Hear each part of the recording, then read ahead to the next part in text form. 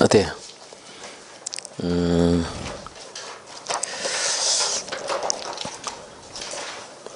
용도 지역 공부할 차례인데 87페이지 한번 봐보세요. 특례 하는 게 있는데 오늘 처음 오신 분 계세요? 처음 완전 공부 처음 하세요? 색연필 안 가졌네 좀. 자, 네? 또 완전 처음 오신 분 한 분이에요? 그러죠?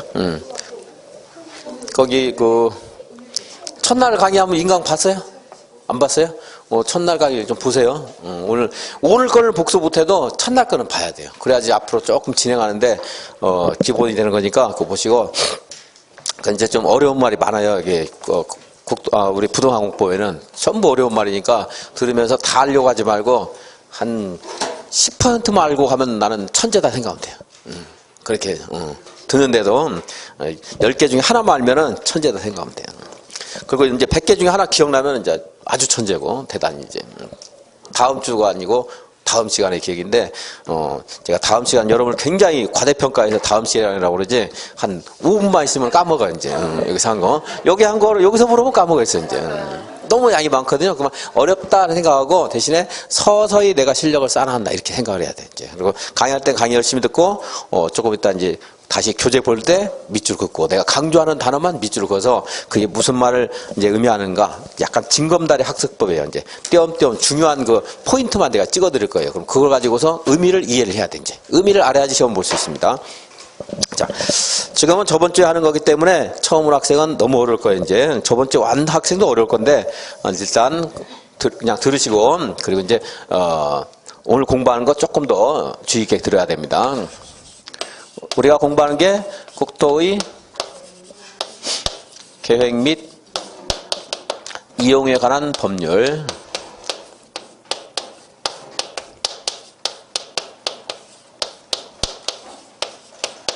줄여서 이제 국토계획법 그러는데 이 법률 밑에는 대통령령, 총리령, 불령이 있는데 우리는 뭐 총리령은 관심 없고 이제 불령까지도 시험 범위이긴 합니다. 근데 이제 불령이 있는 내용은 아주 많이 물어보진 않습니다. 작년 재작년에는 많이 떨어뜨리기 위해서 이 불령이 있는 것을 많이 냈는데 그런 것들은 이제 어차피 못 맞추는 겁니다. 그것은 그리고 지방자치가 실시되고 있기 때문에 지방자치단체에 조례가 있어요. 그래서 법률에서 무엇인가를 규제하고 그리고 세소한 것들은 사소한 것들은 대통령령, 시시각각 빨리빨리 변할 필요가 있는 것들은 대통령이 위임을 하고 그리고 이제 어떤 내부의 어떤 처리 규칙 같은 것들을 불령이 이제 위임을 합니다. 이제 불령이 위임하는 것은 헌법적 차원이니까 우리가 그냥 그건 말 안 하겠습니다. 그리고 이 법령의 범위 내에서 조례로서 지방자치 실시할 수 있도록 조례에 이제 위임을 하는 구조를 가지고 있어요. 이제 오늘 공부하는 것도 그런 구조가 이제 많이 있는데 이 구조를 여러분들 몰라도 돼요. 몰라도 시험 문제 지장 없는데 알면 이해하는데 좀 도움이 돼요. 이제 그리고 이걸 알아야 돼. 나중에 실무에 가서는 이 취지는 알아야 돼요. 이 정도는. 이제 왜 그런가는 조금 이따 강의하면서 이제 말씀드리겠습니다. 그리고 이제 국토 계획에 관한 것, 국토 이용에 관한 것, 뭐 이용은 공적으로 이용하는 것도 있고 사적으로 이용하는 것도 있어요. 근데 우리가 이제 마지막 시간에 우리가 사적으로 토지를 개발할 행위에 대해서 공부할 거고 우리 국토계획법 4일 할 건데 첫날은 국토 계획을 공부한 거예요. 계획. 계획에는 뭐가 있었어요? 광역도시계획, 또 도시군 계획이 있죠. 도시군 계획이 있는데 도시군 기본계획, 그리고 도시군 관리계획이 있었어요. 도시군 관리계획에는 용기지도 하는 게 있는데 용은 용도지역, 용도지구, 용도구역을 말하는 거예요. 오늘 이거 공부하는 거고요. 그리고 기반시설의 설치에 관한 사항 다음 주에, 지구단위 계획도 다음 주에서 하루 할 것이고 도시개발법과 도시정비법은 따로 하루 하는 거고요. 이렇게 해서 이거 하루에 공부했고 그리고 이거 하루 이틀, 이거 3일 그리고 이렇게 용도지역, 용도지구, 용도구역을 정해주면 이 범위 내에서 우리가 이제 사적인 개발 행위를 우리들이 토지를 이용할 수 있는 거지 내 멋대로 하는 거 아니죠 이제. 그래서 예를 들어 오늘 용도지역 공부할 것인데 용도지역 뭐 주거지역으로 정해졌다. 그럼 이 주거지역에 맞는 토지를 개발해야 되는 거야 이제. 그 주거지역에 맞는 토지 개발이 뭐냐 하는 것이 이제 있는데 건축물을 무엇을 할 수 있는가 이런 것들, 위락시설, 무슨 폐기물 처리시설 이런 것들은 좀 곤란하겠죠 이런데. 그죠? 주거지역에 공장 같은 거 곤란할 거 아니에요? 그런 것들은 이제 정해준 제한이 있고 일단 그리고 토지가 있다 그러면 이 토지에 우리가 건축물을 빼곡하게 다 채우는 게 아니고 일부만 채울 수가 있어요. 그게 이제 건폐율 제한이라는 게 있고 또 위로 올라갈 때 너무 한없이 올라가면 안 되니까 용적률 제한하는 게 있고 이걸 이제 공부를 할 겁니다. 근데 그런 것들이 다 어떻게 되냐면 법률에서 기본적인 규제를 하고 그리고 대통령이 위임하면 이제 조례로서 그걸 보완하는 그런 형식을 띠고 있는 것이 일반적이에요. 꼭 그런 건 아닙니다. 보통 일반적인데 체계와 관련된 것들 오늘 이제 허용되는 건축물이 무엇인가, 건폐율은 무엇인가, 용적률은 얼마나 제한되는가 이건 이제 공부를 할 거예요. 이제 이거 다 암기사항이고요. 그럼 그렇게 정해주면 그 범위 내에서 우리가 토지를 이용하는 거지 이걸 내 멋대로 내가 땅을 가졌다고 해서 내 멋대로 쓸 수 있는 게 아니라는 겁니다. 그게 뭐예요? 용도, 지역. 토지의 용도를 지역별로 제한했다 이 말이에요. 용도 지구, 지구를 그럼 이제 또 용도 지구를 정하면 그에 따른 제한을 받고 용도 구역을 하면 또 그에 따른 제한을 받는 거예요. 용도 얘기, 용도라는 게 용이라는 게 용도, 토지의 쓰임새를 제한하는 거, 그건 이제 오늘 공부를 할 것입니다. 네, 이러한 용도지역, 용도지구, 용도구역을 정할 때는 무엇을 한다? 광역도시계획도 아니고 도시군 기본계획도 아니고 도시군 관리계획을 한다. 그래서 도시군 관리계획은 용, 기, 지도 하는 걸 내용을 하고 있는데 용은 지금 공부하는 용도지역, 용도지구, 용도구역을 남양주시에 어딘가 정하고 싶다. 그럴 때는 무슨 절차에 따라야 돼요? 국토계획 중에서도 광역도시계획 아니고 기본계획도 아니고 도시군 관리계획을 한다 이 말이에요. 관리계획. 도시군 관리계획을 어떻게 이제 용도 정할 때 어떻게 했느냐? 먼저 기초조사를 해요. 그리고 또 의견도 듣고요. 의견은 주민들 의견도 듣고 지방의회 의견도 듣고 그래야 됩니다. 그래서 이제 입안을 하는 거죠. 제가 이제 설명할 때는 입안을 위에다 해놓고 했는데 지금 이제 다시 이렇게 한번 해볼게요. 순서에 따라 이제 입안을 하고 그 입안을 누가 하는 거예요? 특별시장, 광역시장, 별별 시장, 군수. 그런데 국장이 할 때도 있고 도지사가 할 때도 있습니다. 입안을. 이제 입안을 해서 끝나는 게 아니고 결정하려면 관계기관과 협의 그리고 도시의견에 심의를 거쳐야 되는데 그래서 이제 결정을 하는 거예요. 이제. 결정은 누가 하는가 봤더니 국장이 입안한 것은 국장이 결정해요. 도지사가 입안한 것은 도지사가 결정해요. 특별시장, 광역시장도 지들이 다 결정합니다. 그래서 국장, 시도지사가 결정하는데 시장 중에서 대도시장은 자기가 결정해요.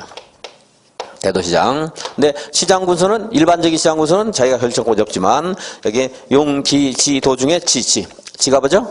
지구단위. 지구단위 계획만큼은 시장, 도지사, 대도시가 아닌 시장군수도 할 수가 있어요. 오늘 지구단위만 가능합니다. 이렇게 이제 할 수 있죠. 결정하면 이 내용을 고시해 주죠. 그리고 관련서를 비춰서 열람시키는데 이것만 가지고 부족하고 뭘 고시해야 돼요? 지형도면 고시하면 지형도면 고시한 날 효력을 발생한다. 네, 효력 발생한다. 이렇게 해서 용도지역도 정해주고 용도지구도 이렇게 해서 결정되는 거예요. 다만 용도구역은 국장, 시도지사, 대도시장이 결정한다 그러면 안 되고 용도구역은 5가지가 있는데 그 임자가 따로따로 있어요. 개발제한국은 국토교통부 장관만 결정하고 이런 제한이 있는데 오늘 이제 공부를 할 겁니다. 이거 일반적인 도시군 관리 결정권자.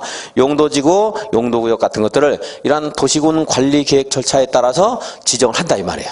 그러니까 만약에 남양주시에 어딘가에 여기에다가 경관지구를 정하고 싶다. 그럼 이렇게 하라 이 말이에요. 기초사 경관지구에 적합한가. 주민들 의견도 듣고 지방 의견도 듣고 그래서 보통은 요거 사람들은 이제 둘 이상이 관련될 때 둘 이상이 시군에 관련되거나 할 때 하는 거니까 보통은 이제 특광 별별 시장군수가 입안을 하는 거죠. 이제 경관지구. 그래서 이제 관기관 정부하고 또 협의를 해야 돼요. 그리고 도시계획의 심의를 거쳐서 결정하는데 이제 이것을 이 경관지구를 서울시장 같으면 자기가 결정하는 거고 그리고 남양주시장은 인구가 몇 명 얼마야? 50만 넘죠. 그러니까 남양주시장도 지가 결정할 수 있어요. 대도시장. 근데 구리시장은 인구가 50만이 안 되죠. 그러니까 구리시장은 지구 단위는 결정할 수 있지만 이런 경관지구는 지가 결정을 못하고 누가 결정해야 돼? 도지사에게 결정해달라 이렇게 서류를 보내는 거예요. 그러면 도지사가 이제 결정해서 이제 고시를 하는 겁니다. 이렇게 되는 거, 절차가. 그러니까 이러한 절차를 밟아서 이 용도지역 등을 정하고, 기반시설 설치할 때도 기초의사 의견 청취 위반해서 협의심의에서 결정한다 하는 거고요. 기반시설. 지구단위 계획구역을 어딘가 정하고 싶다. 그래서 이런 절차에 따르는데 이것만큼은 구리시장이 지가 해도 된다. 지구단위는 시장구소 할 수 있으니까 이런 것들은 공부를 이제 또 낱낱이 다 하는 겁니다. 그러니까 여기서 첫날 총체적으로 했던 것들을 여기 오늘 용도지역, 그리고 다음 주에 기반시설 지구단위. 이렇게 이제 공부를 하는 거예요. 이제 도시개발사업과 정비사업은 그 다음 주 따로따로 이제 하는 거고.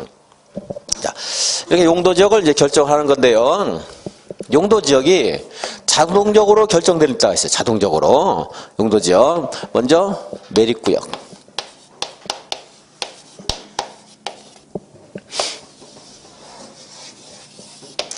네. 바다를 배웠습니다. 바다를 배웠는데, 여기 농경지를 조성하기 위해서 바다를 배웠어요. 농경지. 근데 마침 여기가 얘하고 성격이 같은 게 있어요. 용도지역을 아직 공부를 안 했네 아직 하나도 처음 한 사람들은. 용도지역은 먼저 여기다가 한번 써보면요. 칠판이 좁아서 여기 쓰고 지운 다음에 쓰려고 했는데 여러분들 아직 공부 안 한 사람이 있으니까 벌써 없이 여기다 써야 되겠네. 용도지역은 도시지역이라는 게 있고, 그리고 관리지역이 있고, 농림지역이 있고, 자연환경 보전지역이 있습니다. 도시지역은 다시 주거지역이라는 게 있고요. 그리고 상업지역이 있고, 공업지역이 있고, 녹지지역이 있어요. 그리고 이제 관리지역은 계획관리지역이라는 게 있고, 생산관리지역이라는 게 있고, 보전관리지역이라는 게 있어요. 이건 자연환경 보전지역입니다. 어쨌든 보전 붙은 데는 가급적 개발을 하지 말고 이제 개발을 최대한 억제하라는 말이겠죠. 보전. 여러분들 잘 아는 교과서 보전 이런 것처럼 개발 이용을 안 하고 이제 계속 보전을 마냥 개발을 해야 돼요. 이용을 해야 됩니다. 그래서 이런 석결안인데 여기까지 쓴 것은 여기 법률에서 알려줘요. 국토계획 및 이용에 관한 법률에서 정하고 있는 거고, 이 범위 내에서 좀 필요한 것들을 세부적으로 이제 세분할 수 있다는 것이 대통령령에 있어요. 이제. 그리고 더 필요하면 추가 세분할 수 있다는 것은 어디다 위임을 하겠어요. 그 지역 사정만은 조례 위임을 하는 거지. 이런 건데, 근데 이제 여기는 법률에 있고 밑에 있는 것은 대통령에 있고, 이건 여러분들 기억할 건 없어요. 체계가 그렇다는 거지. 그냥 그것까지 기억할 필요는 없습니다. 그래서 여기에 있는 것들의 이제 행위 제한, 먼저 건축 제한을 어떻게 할 것인가 하는 것들은 또 대통령령에 맡겨놔요. 이제. 대통령령에. 그래서 대통령에 보면 이제 여기 이제 행위 제한에 대해서 맡겨놓고, 건폐율 용적률 같은 것들도 대통령령에 맡겨놨는데 이제 조금 이따 이제 보기를 하겠고, 이런 그 용도지역 등이 있습니다. 자, 그런데 자 여기 농경지를 조성하기로 했는데 여기가 마침 농림지역이에요. 그러면 얘하고 얘가 성격이 같아요, 달라요? 같죠. 같은 경우 이제 이러한 경우에 매립구역이 있는데 그 매립구역 바다만 해당돼요. 공유수면 그런데 공유수면은 뭐 하천이라든가 호수라든가 이런 것도 공유수면이 될 수 있어요. 국가라고 하면. 근데 이제 바다만 해당되는데, 바다를 메웠더니 그 메운 목적이, 매립 목적이 이웃하고 있는 토지의 용도적과 성격이 같더라. 이럴 때는 새로 생긴 토지에 대해서 용도지역을 여기 정해줘야 되잖아요, 원래. 그죠? 새로 나왔으니까. 용도지역을 정해줘야 되는데, 얘는 이러한 절차를 밟을 필요가 없이 그냥 농림지역이 된다는 거예요, 여기는. 농림지역.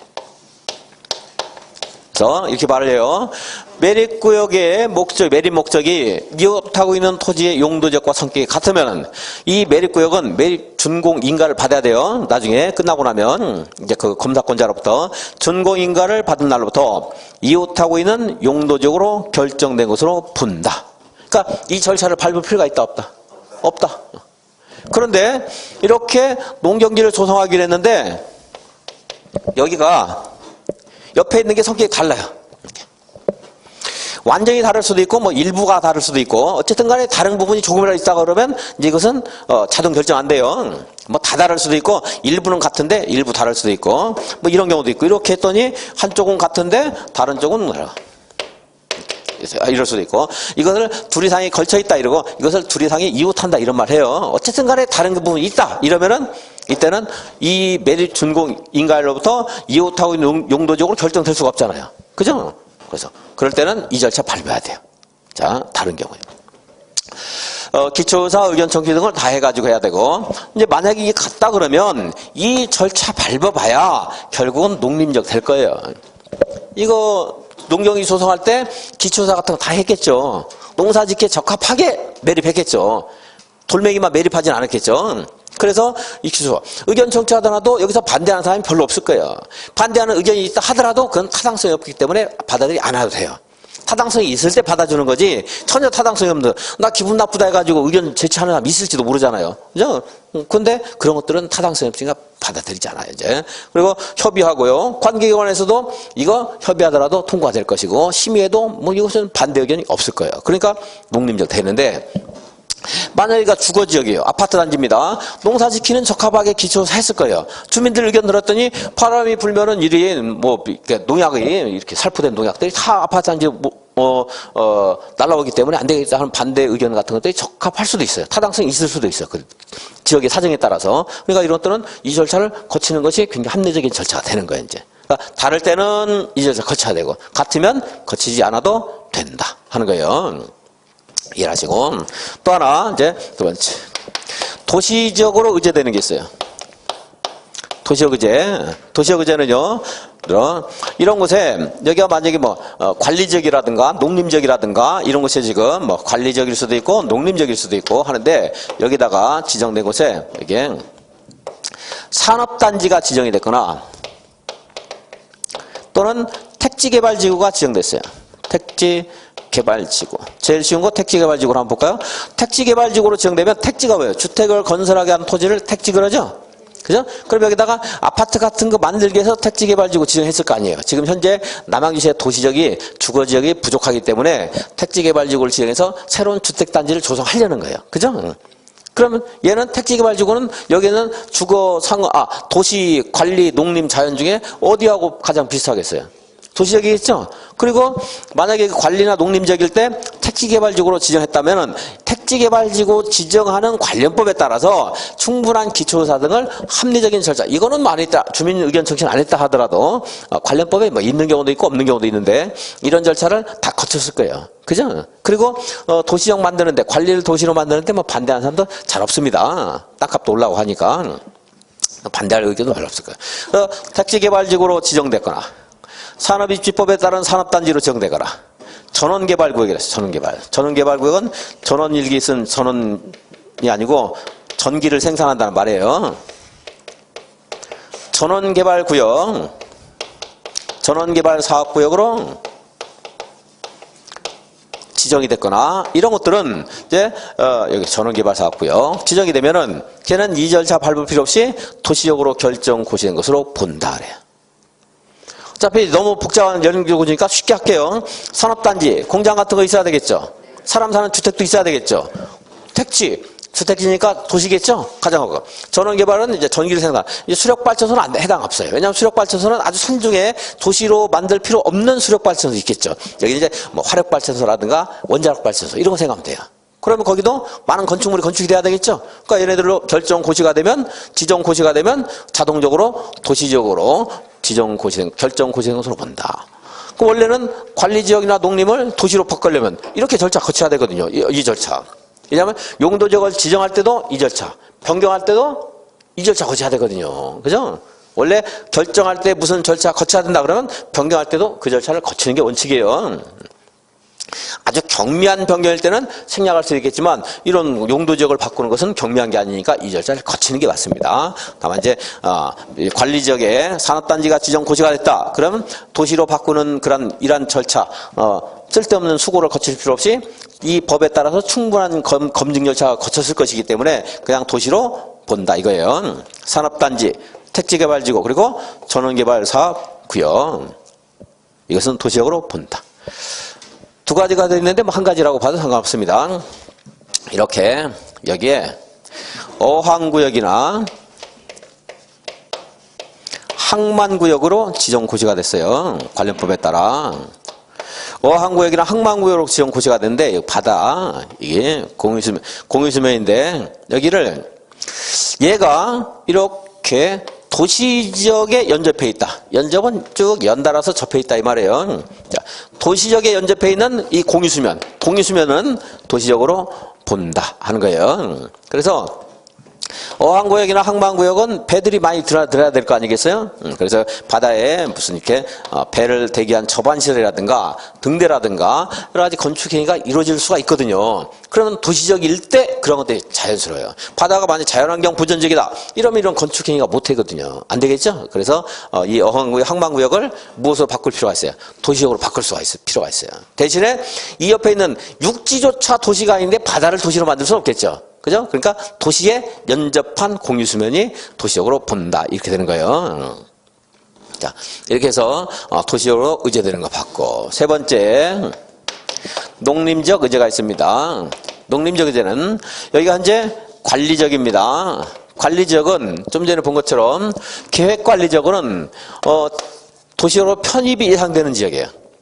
도시가 편입이 예상되는 거. 그리고 생산관리지는 이 농림이라는 말 자체가요. 농산물, 임산물을 생산하기 위해서 필요한 지역이 농림지역이에요.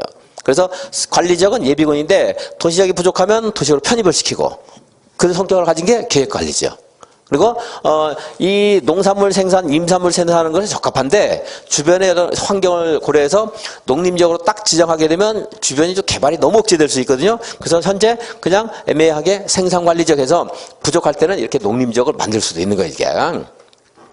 또 자연환경 보전지역하고 비슷한 성격을 가진 관리지역이 보전관리지역. 어쨌든 관리지역은 예비군이라고 생각하면 돼요. 다른데 갈 수 있어요. 뭐 육군, 해군, 공군 어디에 갈 수 있는 거죠. 세 가지 성격이 있습니다. 이렇게. 그래서 이 관리지역에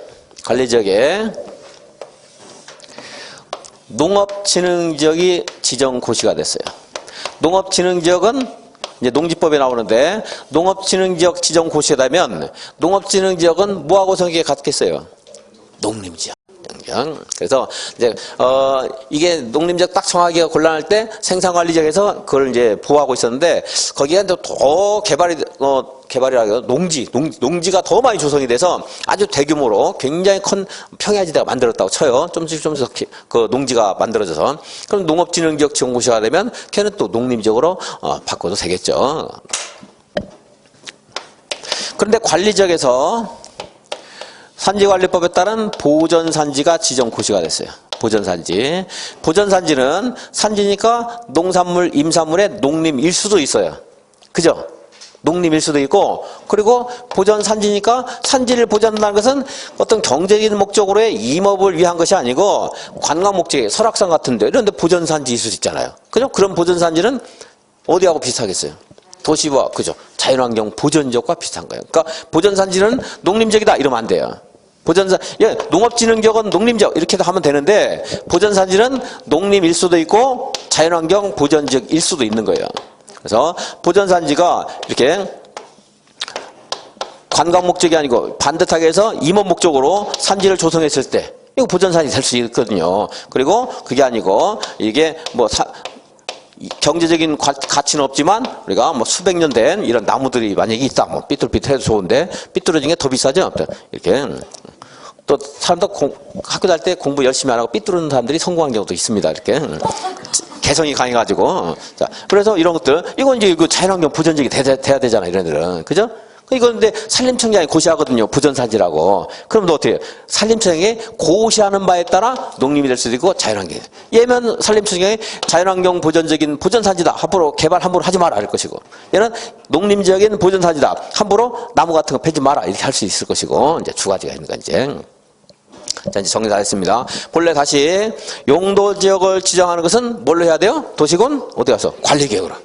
이 절차를 밟아야 되는데 이 절차는 이제 잊어먹고 너무 오래된 걸 얘기했네. 저번 주면은 아주 오래된 건데 어쨌든 간에 또 다음 시간에 또 할 거고 이제 기억하는 사람도 있고 못하는 사람도 있고 자 관리계획으로 하는 건데 근데 이렇게 관리계획 없이 용도지역에 자동적으로 지정되거나 변경되는 경우도 있다. 그래요. 그게 특례예요. 이제 한 문제 나올 수 있습니다. 그래서 먼저 매립구역 이웃하고 있는 것과 어떨 때 같을 때 다를 때 같을 때 같으면 자동 결정. 다르면은 그럼 도시지원관리 결정을 해야 돼요. 두 번째 도시로 의제되는 거. 5가지가 있었는데 뭐 2가지라고 받아 있어요. 어항구역, 항만구역 같으니까. 그래서 어항구역, 항만구역 그리고 산업단지, 택지개발지구, 또 원자력발전소. 전원개발사업구역과 예정구역은 지정고시가 되면 도시군 관리 결정이 필요 없이 도시역으로 결정고시된 것으로 본다. 이거 이제 중요하고. 이 두 가지 중요하고, 이거 뭐 간단하니까, 나오는 경우는 조금 빈도수 적은데, 충분히 지문에 나올 수 있으니까. 자, 관리지역에 하는 것은 알려줄 거예요, 시험에서. 틀리게 안 해요, 그는. 자, 농업진흥지역이다. 그럼 뭐요? 농림지역. 보전산지다. 그럼 농림지역이다. 그러면 안 돼요. 고시하는 바에 따라 농림지역이나 자연환경 보전지역으로 결정 고시된 것으로 본다. 이렇게 되는 거죠. 자, 그럼 교재 보겠습니다. 87페이지. 87페이지. 매립구역, 매립 목적이 이웃한 용도지역과 같다 해서 맨 끝에 줄에 같으면 하는 말 있죠. 같으면 하는 말 있어요? 같으면. 세 줄 내려가면 본다. 같으면 본다. 이렇게 해놓으면 이제 무슨 말인가 모른다 하면 계속 읽는 거고, 또 이제 생각을 해보는 거고, 그 말 가지고서 무슨 말인가 여러분들 시험장에서 찾으면 돼요. 읽어보겠습니다.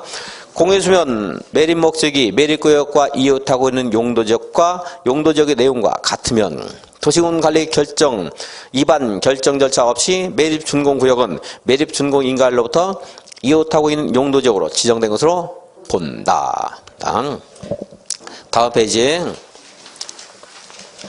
두 번째 줄. 다른 경우 있어요. 다른 경우. 네 번째 줄 끝에 지정하여야 한다. 자, 이제 읽어보면 공유수면 매립 목적이 그 매립구역과 이웃하고 있는 용도지역의 내용과 다른 경우나 둘 이상의 용도지역과 이웃하고 있거나 둘 이상의 용도지역에 걸쳐 있거나 어쨌든 간에 일부는 다르다 이 말이죠. 걸쳐 있다 이웃한다는 것은 둘 이상이니까 어디 하나가는 다르다는 말이죠. 자, 다른 경우는 어떻게 해야 돼요? 매립구역이 속할 용도지역은 자동 결정될 수 없고 도시군 관리계획 결정으로 지정하여야 한다. 자, 2번 도시지역으로 의제되는 게 있었죠. 도시역 의제. 이렇게 유학직 강의할 때는 다음 달에 이제 이렇게 그림 같은 거 이제 안 그려져요. 이제 뭐가 있는가 이렇게 확인하고 넘어가는 겁니다. 이제 근데 그 전까지 여러분들이 이해를 잘 해놓으면 암기할 때 좀 수월해지는 거고, 안 그러면 계속 그냥 암기만 해야 되는 거고, 이제 물론 결국은 또 암기를 또 해야 되기도 하고, 이제 뭐 매립구역 같은 것들은 암기사가 아니겠죠. 이해하고 나면 어렵지 않죠. 근데 이제 도시역 의제되는 것은 암기를 해야 돼요. 별 수 없이 이제 나중에 이제. 2번이죠. 그러니까 1번에 있는 것은 이해를 하면 별게 아니고, 자 2번. 다음에 하나의 구역 등으로 지정 고시가 되면 국토계획법에 따른 도시적으로 결정 고시된 것으로 본다. 자동적으로 바뀔 수 있다는 거죠. 자, 항만구역이나 어항구역으로서 어디에 연접해 있어야 돼요? 도시역에 연접해 있어야 돼요. 도시역에. 거기는 이제 그거를 물어볼 수가 있어요. 항만구역으로서 관리지역에 연접한 공유수면은 도시적으로 결정 고시된 것으로 본다. 이러면 틀리는 거죠. 도시지역에 연접해 있어야 돼요. 다음에 이제 산업입지법에 따른 국가산업단지, 일반산업단지, 도시첨단산업단지 했는데, 그때는 산업단지 앞에 있는 용어를 다 세 개를 암기할 필요는 없습니다. 자, 산업단지 하면은 뭐가 돼요? 도시적. 국가산업, 일반산업, 도시첨단산업단지, 이 말은 기억을 못 해주세요. 그 말까지 붙어서 나오긴 나와요, 시험에서. 근데 농공단지는 없어요, 여기. 농공단지는 아니에요, 농공단지. 농공단지 아닙니다. 이제 이렇게 말하는 것들은 써야 돼요, 여러분들이. 간단한 것들은. 농공단지, 산업입지 및 개발에 관한 법률에 따른 농공단지로 지정 고시가 되면 그 지역은 도시역으로 결정 고시행으로 본다. 맞았어요? 틀렸어요? 틀렸죠? 농공단지는 아닙니다. 택지개발지구, 전원개발촉진법에 따른 전원개발사업구역이나 그 예정구역은 도시역으로 봐요. 근데 무슨 발전소는 아니라고 했어요?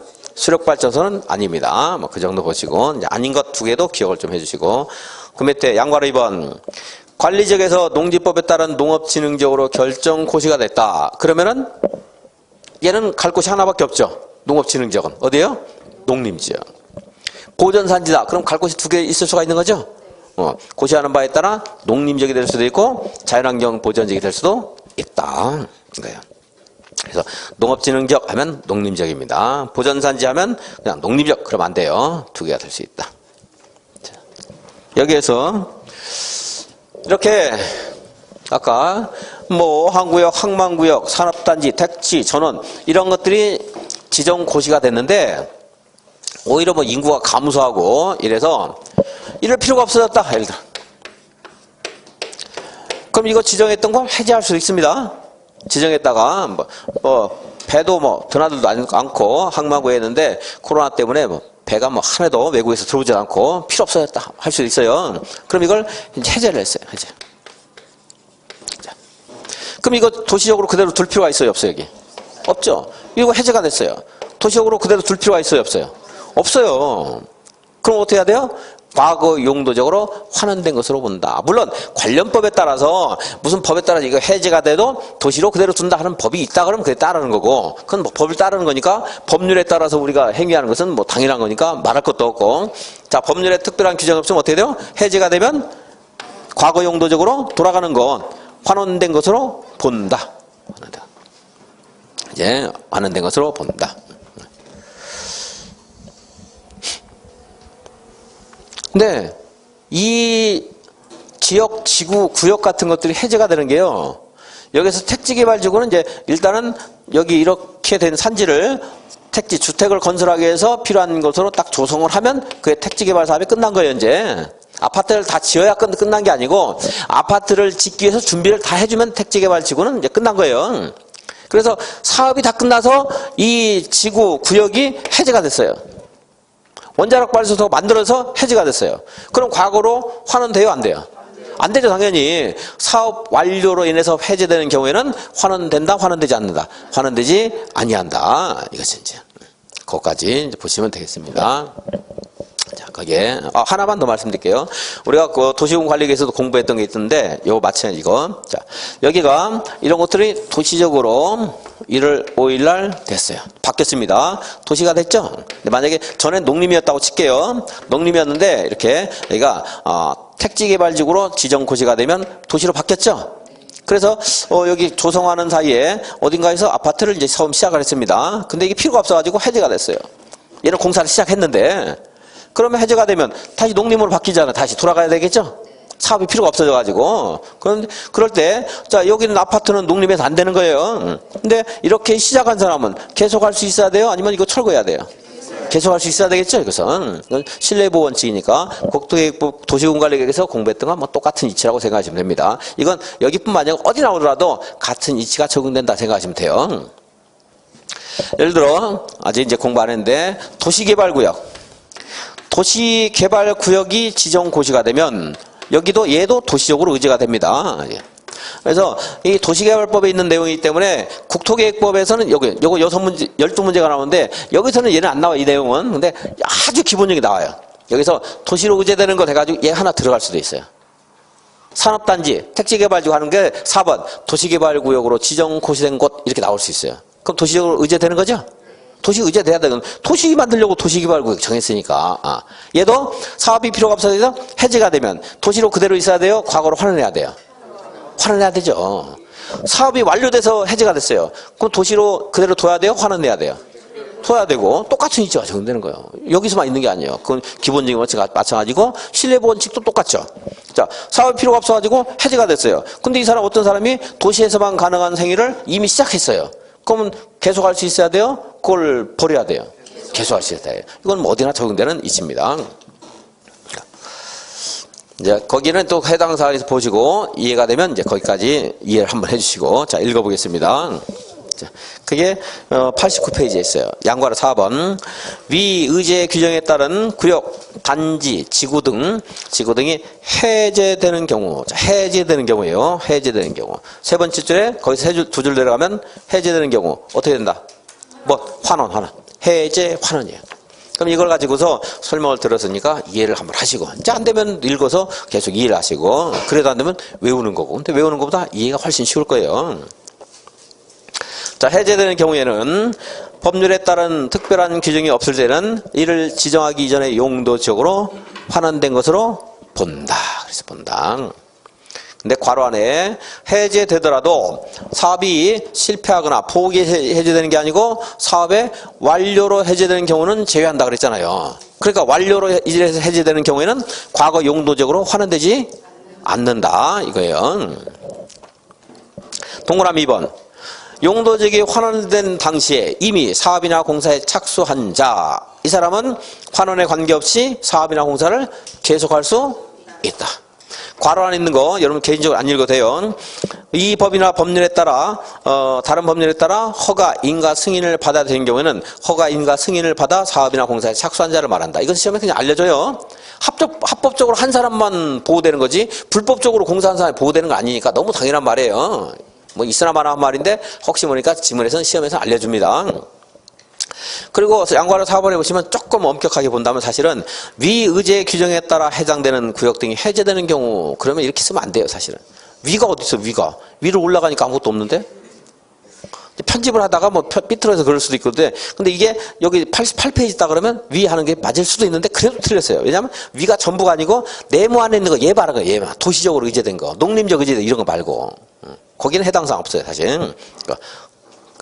그래서 그 2번 해당되는데 물론 여러분들 연결 안 해도 돼요. 책 쓴 사람도 헷갈려가지고 이걸 쓰고 있는데 여러분들까지 완벽하게 할 필요 없습니다. 지금 설명 들은 거 정도 가지면 충분히 다 찾을 수가 있습니다.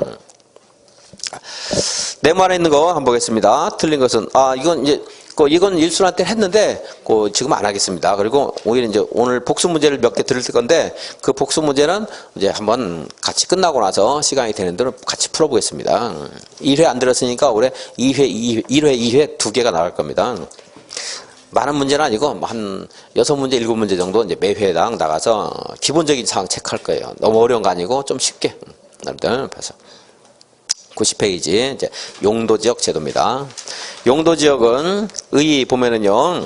의가 가끔 지문에 나올 수 있는데 토지의 이용이나 이용 정도, 보존할 것인지 개발할 것인지 하는 이용 정도나 건폐율, 용적률, 높이 등을 제한함으로써 토지를 좀 효율적으로 이용하기도 하고 꼭 경제성만 따지는 거 아니에요. 공익을 위해서 공공복리를 위해서 제한하기도 하고 하는 것이 용도지역입니다. 근데 그 용도지역만 가지고서 그 공적인 목적을 달성 못하기 때문에 용도지구, 용도구역 이런 것들이 자꾸 새로 생긴 거예요. 이제. 근데 용도지역은 서로 어떻게 하지 말라고 했어요. 중복되지 아니하게 그랬죠. 그래서 뭐 건폐율, 용적률 높여오는 건 문제가 아니에요. 그런 것들은 무슨 제한이 있는가가 나오는 거고 그냥 그걸 암기할 것을 요구하는 게 아니고 그리고 이제 중복되지 아니하게 하는 것은 물어본 경우가 있어요. 그래서 상업지역에 농림지역 지정할 수 있다 없다? 없다. 얘네들끼리 중복하면 안 돼요. 서로 겹치면 안 돼요. 이제 여기에다가 용도지구를 지정하는 것이기 때문에 용도지구와 용도구역은 용도지역은 중복할 수 있다 없다? 하세요. 여기 이것에 대해서 기능을 다 못하니까 여기 용도지구를 정해서 자연환경 보전지역에 대한 용도지구, 농림지역에 대한 용도지구 정해서 이걸로 규제를 하겠다. 이걸로 따로. 그럼 여기에 있는 행위자항이 또 다시 또 나오는 거예요. 뭐 허용되는 건축물, 건폐율, 용적률, 높이 이런 것들이 이제 용도지구에서는 용도지구를 가지고 봐야 돼요. 용도지구가 없으면 용도지역 가지고 이제 보면 되고. 그리고 이제 이게 안 되니까 또 다시 새로 나온 제도가 또 뭐 있어요? 용도구역 하는 거예요. 이제. 그래서 용도구역은 이 앞에 있는 것들을 또 행위제한을 강화하기도 하고 완화하기도 하는 거예요. 또 이제 가장 기본 바탕이 용도지역입니다. 근데 용도지역끼리는 얘네들끼리 중복하면 된다 안 된다? 안 된다. 근데 얘네들끼리는 중복할 수 있어요. 여기 용도지구는 조금 이따 보면 알겠지만 성격상 중복이 가능해요. 여기는. 근데 여기는 성격상 도시면서 농림이다, 농촌이다 말이 안 되잖아요. 그죠? 용어 자체에서 모순이 되는 거예요. 이제. 중복되지 않는다. 용도지역을 누가 지정하는가 왔더니 시도지사, 대도시장이 무슨 계획으로 결정해요? 도시군 관리 결정으로 지정해요. 근데 국장이 할 수도 있어요. 국가기획과 관련해서 국장이 위반했거나 아니면 둘 이상의 시도에 걸치거나 국장의 조정 요구에 특별시장 등이 응하지 않았을 때 국장이 위반해서 국장이 이제 결정할 수 있습니다. 그래서 국장, 시도의사, 대도시장은 용도지역을 지정 변경하는 것을 도시군 관리계획으로 결정한다. 누가 들어가 있으면 안 돼요. 그냥 시장, 군수 그러면 안 돼요. 시장, 군수 그러면 안 되고 대도시 시장까지만 할 수 있는 거니까 대도시장. 거기 주체가 맞는가, 권한을 가진 사람이 맞는가 한번 봐야 되고 그리고 맨 끝에 무슨 계획으로 결정한다? 도시군 관리를 결정한다. 이것도 한번 읽어봐야 돼요. 나왔을 때. 그리고 1번에서 있는 지문이 나왔을 때는 의 나오면 중복되지 아니하게 그 말을 찾아야 되는 거고 여기는 이제 주체가 누구인가 그리고 무엇으로 하는가 수단이 무엇인가 이건 이제 두 가지 보시면은 찾을 수 있는 거지. 용도지역의 종류는 91페이지 보시면 도시지역, 관리지역, 농림지역, 자연환경 보전지역 크게 4개가 있고 다시 도시지역은 4개로 또 나누죠. 주거지역, 상업지역, 공업지역, 녹지지역. 관리지역도 예비군이니까 육군, 해군, 공군이 있겠죠. 그래서 계획관리, 생산관리, 보전관리. 법에는 보전, 생산, 계획되어 있는데 여기 이렇게 3개를 하니까 옆에 있는 거라고 유사한 성격이 있다고 표현하니까 이렇게 바꿨어요. 순서를. 자, 근데 관리지역 중에 3번 계획관리만 읽어보겠습니다. 계획관리지역은 도시지역으로의 편입이 예상되는 지역이지만 자연환경을 고려해서 제한적인 이용 개발을 하려는 지역으로서 체계적 계획적인 관리가 필요한 지역이다. 그래서 도시로 편입이 예상된다. 여기까지만 읽으세요. 이게 국어가 도시로 편입이 예상되는 지역이나 하는 것이 선택형인 경우가 있고 저 뒤에 가서 다른 말, 반대되는 말이 나올 때도 이렇게 쓸 수 있잖아요. 그죠? 지역이지만 이 뜻일 수도 있고 지역 또는 이 뜻일 수도 있죠. 그러니까 그럴 때는 정확하게 좀 써주는 게 좋아요. 그래야지 뭐 법을 이거 읽는 사람이 그렇지 않아 어려운데 여기는 또는이 아니고 이지만이에요. 사실. 그러니까 도시로 편입이 예상되는 곳이긴 한데 근데 주변 지역의 상황을 고려해서 마구자구 개발하는 게 아니고 그냥 개발을 좀 억제하려는 곳이다. 뭐 이런 이제 의미가 담겨지는 거죠. 자연환경을 고려해서 제한적으로 이용하자 이 말인데 뭐 이제 법문 자체가 어색한 거를 여러분들 거기까지 이해는 못해도 돼요. 자, 도시로 편입 예상되는 것이 어디예요? 계획관리죠. 계획관리죠. 근데 제가 말한 것처럼 또는으로 해석해가지고 쓴 문제 책들도 있어요. 그러니까 자기가 국어에 자신이 없으면 법에 있는 그대로 쓰면 돼요. 근데 어설프게 자기가 해석을 한다고 해서 이걸 또는으로 쓴 교과서가 있더라니까. 기본서가. 오히려 잘못된 게. 그래서 나머지 이제 보전관리, 생산관리는 혹시 시험에 나오면 읽으면 알 수 있어요, 여러분들이. 그리고 위에 있는 주거, 상업, 공업, 녹지도 읽으면 알 수 있어요. 읽으면 알 수 있는 것은 시험에서 거의 안 내고 답이 아니에요, 걔네들은. 그리고 이제 그런 것들은 제가 이제 강의할 때 설명 안 하겠습니다. 시험에 나올 거, 어색한 거, 여러분들이 꼭 기억해야 돼요. 이걸 자꾸 강조하는 거지. 뭐 이거 쭉 한번 읽고 넘어가는 건 그건 의미가 없어요, 이제. 자, 농림지역, 자연환경 보전지역도 역시 이제 여러분들 읽으면 알 수 있으니까 안 읽겠습니다, 따로. 자, 근데 이제 그 맨 밑에 보시면 국장 지도의사 대도시장은 아래 용도 지역을 도시군 관리계획 결정으로 다시 세분하여 지정하거나 변경할 수 있다. 자, 여기가 이제 법률에 있는데 또 이걸 세분할 수 있대요. 더 자세히 추가 세분 나눌 수가 있다는 겁니다. 다음 페이지 보시면 주거지역은 전용주거, 일반주거, 준주거지역이 있고 상업지역은 중심, 일반, 근린, 유통이 있는데 나는 순서를 바꿉니다. 근린상업, 유통상업, 일반상업, 중심상업, 근통일중, 근통일중이에요. 공업지역도 주거지역과 비슷하게 전용공업, 일반공업, 준공업지역. 녹지는 보전, 생산, 자연녹지 이렇게 되어 있는데 자, 이제 녹지지역 중에서 자연녹지지역 하는 거 볼게요. 보전녹지는 그냥 녹지를 보전한다 말이 있고 생산녹지는 생산하는 말이 있으니까 금방 찾을 수 있어요. 자, 자연녹지, 도시의 녹지 공간 확보나 도시 확산의 방지 그리고 장내 도시용지의 공급을 위해서 보전할 필요가 있지만 도시용지 확보를 위해서 보전했으니까 불가피한 경우에 제한적인 개발이 가능하다. 자, 기본적으로는 보전할 필요가 있어서 개발을 하지 말라는 거예요, 보통은. 그런데 불가피한 경우에 제한적인 개발이 가능하다. 자연녹지지역입니다. 그래서 여기에 녹지지역은 순서는 이제 보전녹지, 생산녹지, 자연녹지 이렇게 되어 있는데 이제 순서를 바꿔서 얘하고 성격이 같잖아요. 비슷하잖아요. 그죠? 계획관리, 도시로 편입이 예상된다 그랬잖아요. 여기도 개발이 가능할 수 있고 여기도 개발이 좀 가능할 수 있어요. 다른 곳보다는. 그래서 본래 개발은 주거, 상업, 공업에서 주로 개발하는 거죠. 토지를 활발하게 이용하는 거죠. 그래서 뒤에 가서 이제 이걸 또 이렇게도 불려요. 얘네들 시가화용도 이렇게 말을 하게 돼요. 시가지 만드는 거니까 시가화용도 이렇게 말하게 돼요. 그리고 이제 여기에는 보전 용도가 있고 이제 유보 용도라는 게 있는데 이런 것도 유보 용도가 되는 거예요. 자연 계획 같은 것들은 보전하고 있지만 또 개발도 가능하니까 이걸 유보 용도 이렇게 말하고 여기 뭐 자연환경 보전지역, 보전 관리, 보전 녹지, 농림지역 이런 것들은 이제 이건 보전 용도가 되는 거고 개발을 가급적 하지 말라 이 말이에요. 파헤치지 말라 이 말입니다. 그래서 자 여기 하는 건데 자 그나마 이 아랫부분에서 개발을 조금이나마 가능하게 하는 것이 어디야? 자연녹지나 계획관리. 그래 여러분들이 토지를 상속받을 때 뭘 받아야 돼요? 자연녹지. 보전녹지 이건 거래도 안 돼요. 그래요. 그래서 그리고 그러니까 이건 자연녹지라고 해서 자연환경 보전적 생각하면 안 돼요. 그냥 그래서 자연스럽게 뭐 관목이라든가 조그만 나무, 볼품 없는 나무라든가 웅덩이 같은 거 여름에 장구벌레가 자라서 이제 모기 때 막 창고라는 거 이런 데가 자연녹지예요. 그러면 아주 보기 좋은 보전녹지와 농산물 생산하는 생산녹지와 볼품 없는 자연녹지와 아파트 들어서면 어디다가 아파트를 세우는 게 좋겠어요. 자연녹지. 그러니까 얘가 개발돼 이게 자연스럽게 형성됐다 자연녹지.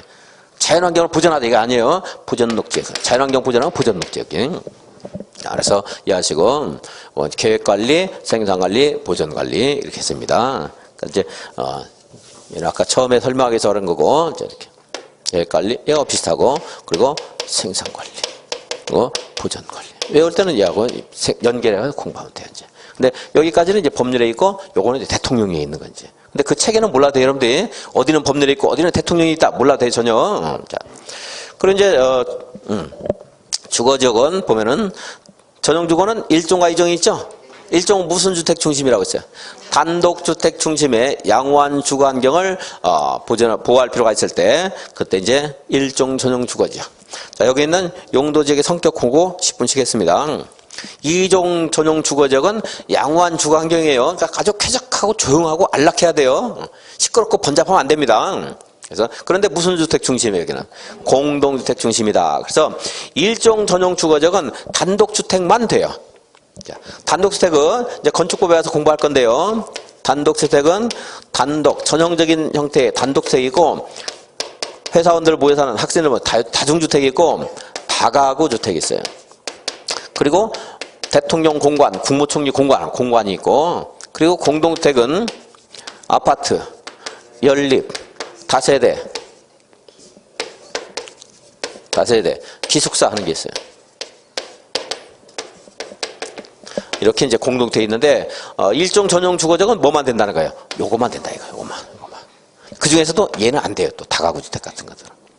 1종 전용 주거. 2종 전용 주거지역은 이제 공동주택 중심이니까 요게 가능하면 요것도 될 수 있어요. 뭐 연립이 가능하다 했는데 내가 꼭 연립만 지어야 되는 거 아니겠죠. 거기다 단독 사도 상관없어요. 그러니까 2종은 이제 단독주택, 공동주택이 되는 거예요, 이제. 그래서 아파트, 연립, 타세대, 기숙사 이런 게 되는 거고 1종에는 아파트 연립 돼야 안 돼요. 안 돼요. 다세대 안 돼요. 다가구조차 안 돼요. 다가구는 19세대까지 살 수 있는데 너무 시끌시끌하다 이거야. 1종 전용 주거지는 아주 조용하고 안락해야 된다 해서 다가구는 안 돼요. 사람이 너무 많으니까 안 된다는 거지. 이제 1종, 2종 본 겁니다. 그 일반 주거지역은 주거지역에서 전용 주거는 이제 주거권의 최대한의 보장이 목적이고 일반 주거지역은 이제 주거권보다는 안락하고 쾌적한 것보다는 좀 편리한 것을 조금 더 추구하는 것이 일반 주거지역. 그래서 1종은 저층 중심의 편리한 주거 환경을 보호하기 위한 것이 1종. 그다음에 2종은 중층 중심의 편리한 주거 환경을 조성한 것이 2종. 3종은 중고층 중심의 편리한 주거 환경을 조성하기 위한 것이다. 해서 저층, 중층, 고층. 이건 이제 1종 전용 주거지역, 2종 전용 주거지역. 그리고 1종 일반 주거지역, 2종 일반 주거지역, 3종 일반 주거지역. 무슨 층? 저층. 여기는 중층, 여기는 중고층. 그렇습니다. 저층 하면 여기서 이제 4층이 하면 돼요. 그래서 용도지역별로 허용되는 건축물의 용도, 높이 이런 것들을 이제 규제하게 되는데 높이 같은 것도 있는 거예요. 4층이 하면 돼요. 아파트는요, 주택으로 쓰는 층수가 5개 이상일 때 아파트가 돼요. 그러니까 만약에 이제 주택으로 쓰는 층수가 4개밖에 안 된다. 그럼 아파트가 돼야 안 돼요? 안 돼요. 5개 이상 돼야 아파트예요. 근데 1종 일반 주거지역은 4층이야만 된다. 이렇게 제한이 있어요. 그 아파트가 되겠어요? 안 되겠어요? 안 되죠. 1종 전용 주거지역 아파트 돼야 안 돼요? 안 되죠. 아까 단독만 된다고 했으니까. 그럼 이제 2종, 3종에는 요건 아파트가 이제 되는 거죠, 여기는. 그러니까 일종 전용 주거지역이, 일종 일반 주거지역에 연립돼야 안 돼요. 연립은 돼요. 4층 이하거든, 연립. 다세대 같은 것들은. 아파트만 안 돼요, 아파트만. 그리고 이제 2종, 3종은 연립 다세대뿐만 아니고 아파트 되고, 물론 단독주택도 되는 거고요. 되는 거죠. 그래서 1종, 2종, 3종, 저층, 중층, 중고층. 준주거지역 있습니다. 준주거지역은 주거 기능을 중심으로 하는데 그것뿐만이 아니고 이제 준하는 것들은 주거권만을 보장하는 게 아니고 다른 거하고 관련 섞여가지고 주거 지역에 준한다 하는 말이에요. 그러니까 다른 게 섞일 수 있다 이 말이에요. 다른 게 섞이면은 주거 지역에 보세요. 다른 게 섞이면 상업이 섞여야 돼요. 공업이 섞여야 돼요. 주거 지역에 상업. 그래서 주거 기능 이외에도 상업 기능이나 업무 기능의 보완이 필요한 지역에서 그러니까 준주거 지역은 허용되는 건축물이 얘네들보다 훨씬 많아요. 얘네들보다. 이거 다 되고요. 플러스 알파 되는 거예요. 상업적인 성격, 업무적인 성격 이런 것들이 가능할 수 있거든요. 이제 그러니까 우리 법에서 건축물 용도를 29가지를 정하고 있는데 건축법에 하면 얘네들은 허용되는 게 몇 개 안 되니까 이것도 이제 일종 근린생활시설 이런 것들 가능합니다. 그러니까 되는 것 이렇게 써주면 돼요. 되는 거. 일종 현주 얘네들은 되는 거 써주면 돼요. 얘는 되는 게 너무 많으니까 되는 거 쓰다 보면 이제 잉크 값이 아까워서 안 되는 거 안 되는 거. 그럼 나머지는 되는 거거든요. 이렇게 되는 거지. 안 되는 거 있어 이제. 그래서 준주거 지역은 상업 업무에 보완이 필요하다. 상업지역 중심 일반 근린 유통은 여러분들이 뭐 시험장에서 봐도 알 수 있어요. 중심은 도심. 줄글 필요 없어요. 나오지도 않아요. 일반은 일반적인 상업기능, 근린상업은 근린지역의 일용품, 유통상업은 유통기능 이런 말이 있으니까 뭐 틀릴 게 없어요. 그래서 그렇다고 해서 글자를 막 바꿔가지고 억지로 틀리게 하면 그럼 틀려야 돼요. 어쩔 수 없어요. 이걸 완벽하게 알 수 없으니까 암기할 수 없으니까 그렇게 나오지도 않습니다. 자, 공업지역. 근데 상업지역은 그냥 할 수 있는데 공업지역은 공부를 좀 한 번은 해야 돼요. 그래서 아까 전용공업, 전용주거 하니까 가장 그 기본적인 주거권을 보장하는 게 전용주거였어요. 그럼 전용공업 하면 가장 기본적이고 본래적인 성격의 공업 기능이에요. 근데 사실 공업의 처음 출발은 공예 이 말하는 거. 중화공업. 공해성 공업. 그래서 그 전용 공업 지역은 중화공업이나 공해성 공업을 유치하게 한 것. 일반 공업은 걔하고 다른 거예요. 달라야 돼요. 달라야 되니까 환경을 저해하지 않는 공업을 배치하게 한 지역. 그러니까 공해성은 어디예요? 전용 공업. 환경을 저해하지 않는 것은 일반 공업. 준공업이 있어요. 준공업. 준공업은 이제 아까 말한 것처럼 준주거는 다른 기능이 보완이 필요하다. 준공업 지역은 다른 기능의 보완이 필요한데 다른 기능이 뭐가 있어요? 주거 기능, 상업 기능 다 보완할 필요가 있죠. 왜냐하면 공업 지역에도 주택도 있어야 돼요. 어딘가에는 근로자들 거주하는 그리고 업무 기능, 상업 기능도 있어야 되겠죠. 그래서 자, 전용공업은 공해성 공업, 일반 공업은 환경을 제하지 않는 것. 준공업은 주거기능, 상업기능, 업무기능의 보완이 필요한 지역. 이것이 이제 준공업지역. 녹지는 보전, 생산, 자연녹지. 자연녹지는 아까 말씀 이제 제한적인 개발이 가능하다 했고요. 이렇게 해서 용도지역을 분류한 것을 한번 봤습니다. 조금 이따 이제 용도지역 분류에 대해서 다시 칠판에 정리해서 보도록 하겠습니다. 10분 쉬었다 하겠습니다.